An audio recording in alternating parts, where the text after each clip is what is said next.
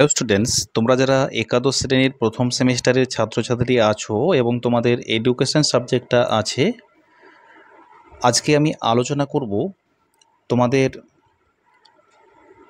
Unit 2-এর অর্থাৎ অনিয়ন্ত্রিত শিক্ষা, যেটা হচ্ছে পরিবারকে নিয়ে। অর্থাৎ অনিয়ন্ত্রিত শিক্ষাকে ইংরেজিতে ইনফর্মাল এডুকেশন বলা হয়। তোমাদের এর আগেরটা ছিল নিয়ন্ত্রিত শিক্ষা, যে সমস্ত শিক্ষা একজন শিক্ষার্থী পাঠ্যক্রম থেকে জ্ঞান লাভ করে, অর্থাৎ যে সমস্ত শিক্ষা স্কুল থেকে অর্জন করে সেটা হচ্ছে নিয়ন্ত্রিত শিক্ষা। আর অনিয়ন্ত্রিত শিক্ষা হলো এক ধরনের বিশেষ শিক্ষা যা মানুষের জীবনে যে কোনো পরিস্থিতিতে এটা ঘটতে থাকে। যেমন ধরো, পরিবেশ পরিস্থিতি থেকে যা কিছু শেখে সেটাই হলো অনিয়ন্ত্রিত শিক্ষা। এখানে কোনো বই থেকে নয়, কোনো পাঠ্যক্রম থেকে নয়, কোনো কিছু থেকে নয়, এটা হলো অনিয়ন্ত্রিত শিক্ষা। তাহলে আজকে তোমরা ক্লাসটা মনোযোগ সহকারে দেখো এবং বুঝো। তোমাদের যাদের এডুকেশন সাবজেক্টটা আছে, তোমাদের আজকের ক্লাসটা তোমাদের জন্য খুবই গুরুত্বপূর্ণ। আজকে আমি তোমাদেরকে এমন একটি ধারণা দেব, তোমাদের এই ধারণা থেকে তোমরা এই ধারণাটা যদি ভালো করে বোঝো তাহলে কখনোই তোমরা কিন্তু ভুলবে না। এমনকি তোমাদের কনসেপ্ট ধরে আমি তোমাদের এমসিকিউ প্রশ্ন দেখাবো। দেখো, আমি তোমাদের টেক্সট থেকেও কিছুটা আলোচনা করব। তার আগে আমি তোমাদের দেখো এখানে আমি তোমাদের কিছু তথ্য দিব। যেমন ধরো, অনিয়ন্ত্রিত শিক্ষা যেটা হচ্ছে পরিবারকে নিয়ে। তো শিক্ষাবিদ জেপি নায়েক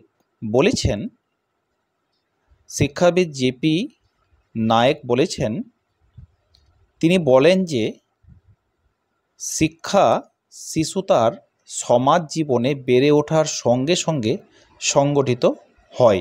দেখো, এটা হচ্ছে টেক্সট বই থেকে লাইন, তবে এটা আমি তোমাদের সহজে তোমাদেরকে এখানে উপস্থাপন করব। দেখো, একটি শিশু সমাজে বেড়ে ওঠার সঙ্গে সঙ্গে তার যে জ্ঞান বৃদ্ধি হয় সেটাই হলো অনিয়ন্ত্রিত শিক্ষা।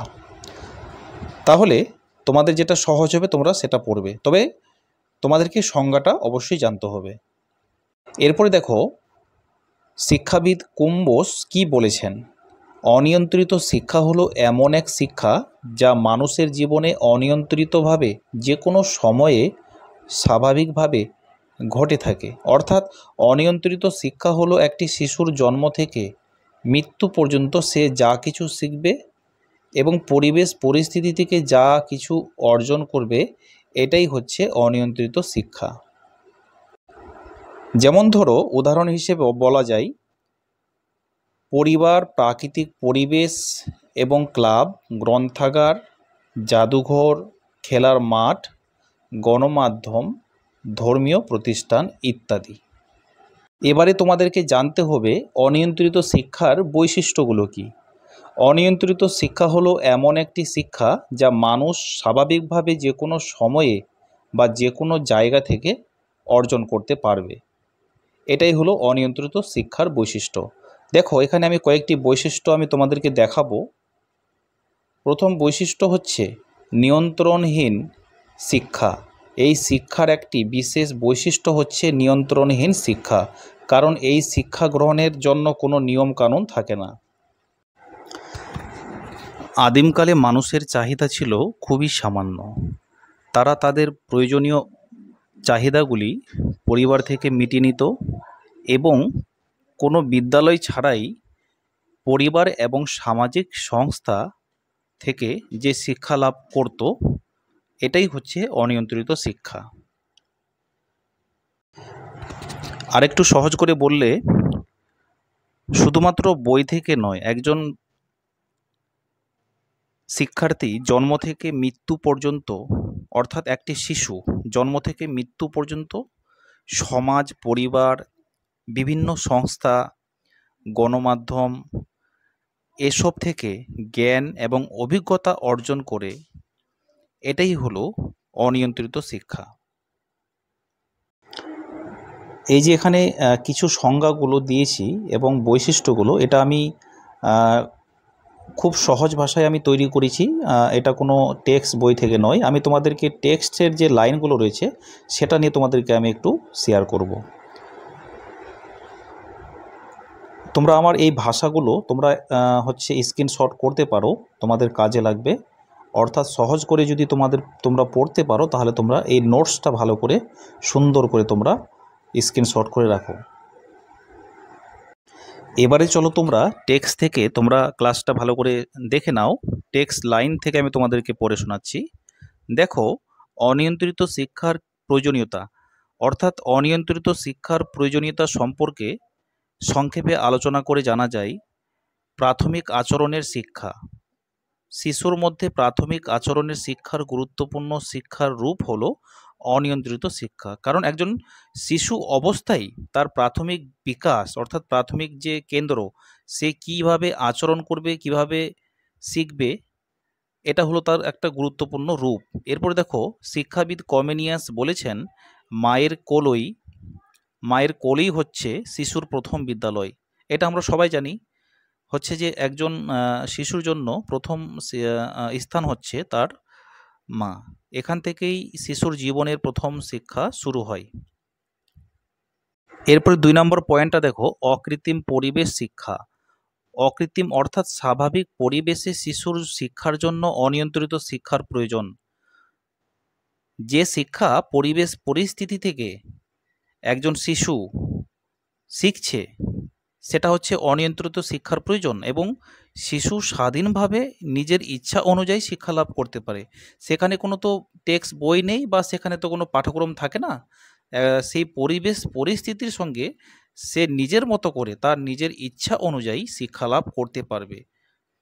এরপরে 3 নম্বর দেখো, অবসর সময়কালীন শিক্ষা। অনিয়ন্ত্রিত শিক্ষা ব্যবস্থায় ব্যক্তি তার নিজের অবসর সময়ে শিক্ষা লাভ করতে পারে। ব্যক্তি তার অবসর সময়কে কাজে লাগিয়ে জীবনের প্রয়োজনীয় শিক্ষা লাভ করতে পারবে। কারণ একজন ব্যক্তি তার অবসর সময়কালীন, অর্থাৎ নিজের যে সময়টাকে সে কাজে লাগাবে, সেটাকে কিভাবে কাজে লাগাবে, যে কিছু শিখে, অর্থাৎ সে যা কিছু শিখবে সেটাই হচ্ছে তার জন্য জীবনের প্রয়োজনীয় শিক্ষা লাভ। এরপরে দেখো, ব্যক্তিকেন্দ্রিক শিক্ষার সুযোগ। অনিয়ন্ত্রিত শিক্ষা মূলত ব্যক্তিকেন্দ্রিক বা পারিবারিক, ফলে ব্যক্তি বাড়ির বড়দের কাছ থেকে সহজে বৃত্তিমুখী শিক্ষা লাভ করতে পারে। তাহলে তোমরা এখানে কি শিখলে? আমি তোমাদের দেখো, প্রথম পয়েন্টটা কি বলা হয়েছিল, প্রথম শিক্ষা, অর্থাৎ একজন শিশু প্রথম শিক্ষাটা সে মায়ের কোল থেকে শুরু হয়। কারণ পরিবারই হলো তার প্রথম শিক্ষা, অর্থাৎ পরিবার থেকেই হচ্ছে তার শুরু। কারণ যেমন ধরো বাবা বলা, সেটা হচ্ছে একটা শিক্ষা। দাদাকে দাদা বলা, এবং ভাইকে ভাই বলে ডাকা, এবং বোনকে বোন বলে ডাকা, তার মানে কি ও কিছু শিখতে পারছে, সে আমার দাদা বা বাবা বা মা। তাহলে ছোট থেকে বড় করা একজন বাবা মায়ের হচ্ছে কর্তব্য, এবং সে যা কিছু শেখাবে সেটাই হচ্ছে অনিয়ন্ত্রিত শিক্ষা। এরপরে দেখো, স্বল্প ব্যয়ে শিক্ষা গ্রহণ। অনেক কম খরচে ব্যক্তি অনিয়ন্ত্রিত শিক্ষার মাধ্যমে জীবনের প্রয়োজনীয় নানা ধরনের শিক্ষা লাভ করতে পারে। সেজন্যই সমাজের প্রতিটি মানুষের কাছে অনিয়ন্ত্রিত শিক্ষা প্রয়োজন। এটা হচ্ছে সামাজিক পরিবেশ। কারণ দেখো, সামাজিক পরিবেশ স্বল্প ব্যয়ে শিক্ষা গ্রহণ। যেমন ধরো, সামাজিক পরিবেশ থেকে, পরিবারের থেকে যখন বড় হয়, বাড়ি থেকে তোমার বাইরের পরিবেশ, অর্থাৎ বন্ধুদের সঙ্গে খোলামেলা করা এবং আনন্দ করা, যে কোনো অনুষ্ঠানে বা তুমি যে জায়গায় যাচ্ছ সেখানে তুমি কি করছো, সেখানে তুমি মিলেমিশে আনন্দ মুহূর্তগুলোকে কি করছো, আনন্দ করছো। তাহলে সেই জায়গা থেকে যেভাবে তুমি মিশতে পারছো, এটা হচ্ছে সামাজিক বিকাশ, অর্থাৎ স্বল্প ব্যয়ে শিক্ষা গ্রহণ। তার মানে তুমি সেখানেও কিন্তু কিছু শিক্ষা অর্জন করছো। এরপরে আরেকটা পয়েন্ট আছে, সেটা হচ্ছে মানসিক বিকাশ। এটা তোমাদেরকে আমি একটু ধারণা দিয়ে দিই। এটা হচ্ছে বই থেকে নয়, আমি এটা এমনি বলছি। যদি বাড়িতে কেউ অসুস্থ ধরো থাকে, ধরো তোমার বাবা কিংবা মা, তার মানে তুমি বুঝতে পারছো যে বাড়িতে আমার বাবা বা আমার মা অসুস্থ আছে, কিন্তু তুমি চিন্তা করছো, তার জন্য তুমি ভাবছো। সাপোজ তুমি বাইরে গেছো বা হয়তো তুমি টিউশন পড়তে গেছো, কিন্তু তুমি ভাবছো যে আমাকে বাড়ি যেতে হবে, তোমার বাড়িতে কেউ অসুস্থ আছে। তার মানে কি তুমি কল্পনায় ক্ষমতায় ক্ষমতায় আছো, তার মানে তোমার যুক্তি ক্ষমতা থেকে তুমি চিন্তা করছো। এটাই হচ্ছে মানসিক বিকাশ। তাহলে এটা হচ্ছে একটা বাচনিক বিকাশ, কারণ পরিবার থেকে একটি শিশু আগে শেখে, তার প্রথম শিক্ষাটা হচ্ছে পরিবার থেকে।